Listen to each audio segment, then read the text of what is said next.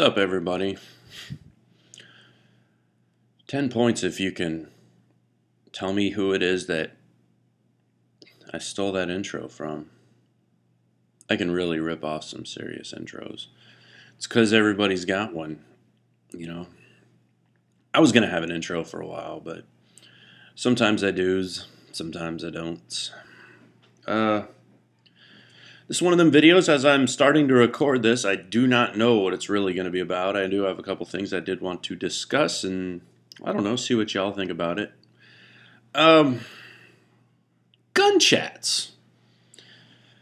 Oddly enough, and I don't know if it's because I have a very limited amount of time on the YouTube, believe it or not, but when I notice gun chats, they are in my inbox the next morning. I'm an early riser.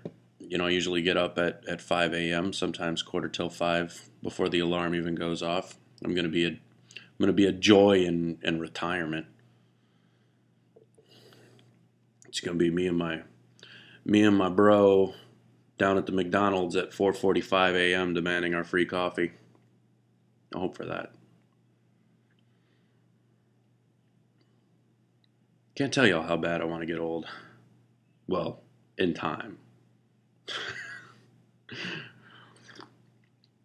If you know what I mean. Never really thought about dying pretty. I'd like to be all haggard and worn out, and then eventually maybe on a Christmas night, after all the great-grandchildren have opened up all their presents, and I'm 110 years old with my family around my bed, and I don't know.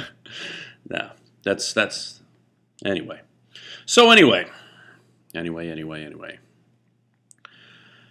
I see these gun chats, and they're like 4 hours long and 3 hours long. What I want to know is, when do these things happen? Like yesterday, I even saw one that claimed to be for the East Coast, which I'm on the East Coast, and it was already posted, and it was like an hour and a half long. When do these things go on?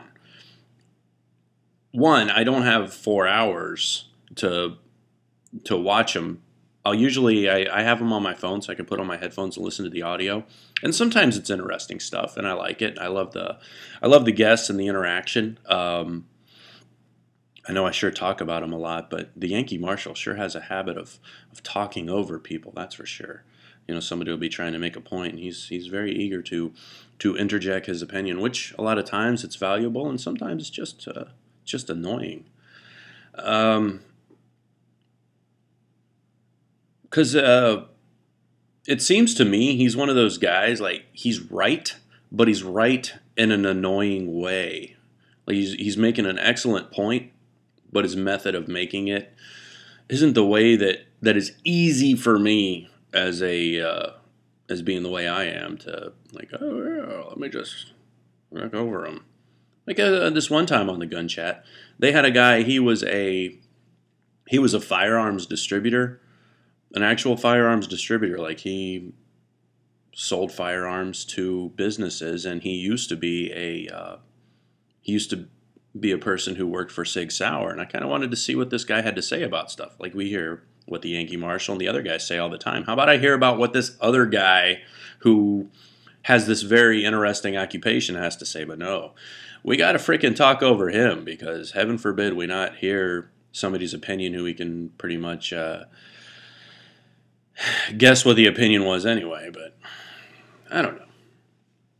We're all here sharing this space on the interwebs, and it's all good. And gosh, if you had to rely on me putting up videos for content to be up there occasionally, you'd be waiting for quite a bit.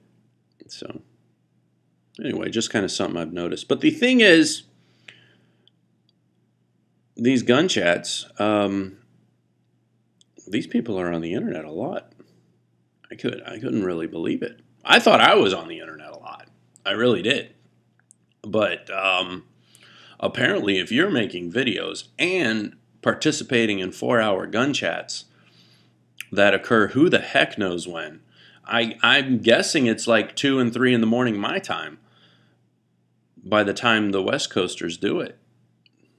I don't know, man. It's a really cool idea, but it never lines up for what me personally I'm looking for.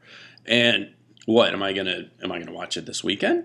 You know, you can ask poor Tex Grebner. He tries to call me on a Friday, and every time he tries to call me on a Friday, what does he get? What does he get?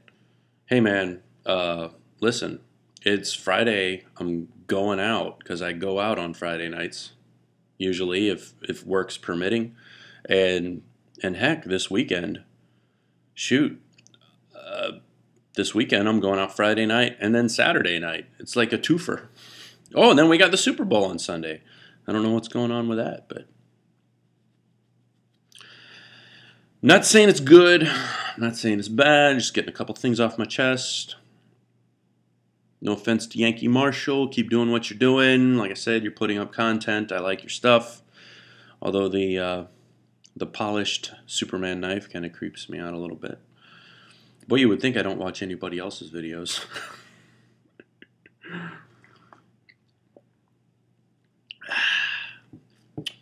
Bisquick 30-06 just put up a good video about internet tough guys. It's really funny. I don't know how long he'll keep it up. I think he still owes us a review of his. He said he was going to redo, as in REDEUX. That's fancy type for redo. His Smith & Wesson R8 from the Performance Center, which I'll tell you why I need to see that review. I am aware, and it's people whose judgment I trust on the subject. People oddly like the Yankee Marshall, who say that the triggers and the performance and the operation on the weapons that come out of the Smith & Wesson Performance Center are second to none. I would have to say, seeing the 8-round Smith & Wesson offerings and some of the other flat-slabbed Smith & Wesson barrels, that to me is a very ugly gun.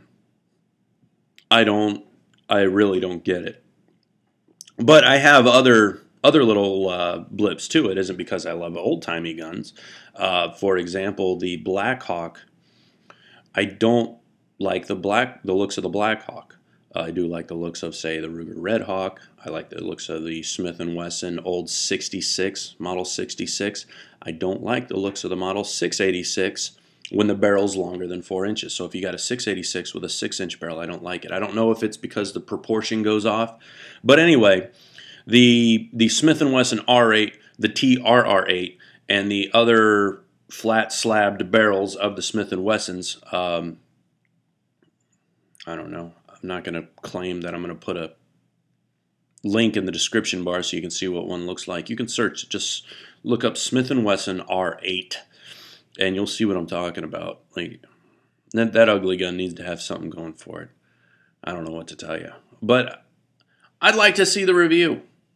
You got the introduction, Bisquick. It's doing really well. Give us the damn review. I don't know. Is it too much to ask? I'm reviewing stuff. Why don't you review stuff?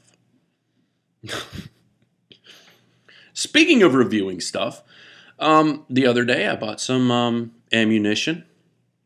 $26 for a box of 20.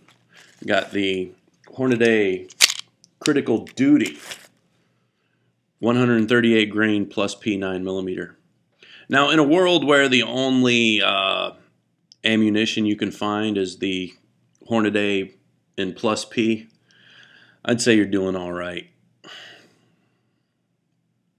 I can think of a lot worse things going on. And yeah, I haven't shot anything with one. I shot something with the Critical Defense, which was less powerful. That it wasn't a person or nothing. That's illegal. You can't be going around shooting people. But I was very impressed with the performance of it in a hitting soft tissue. It was to me, it doesn't leave much to be desired. That's an amazing round, and I assume that the Critical Duty would be only better. All right. Crappiest video ever. But you get what you get. Y'all take care.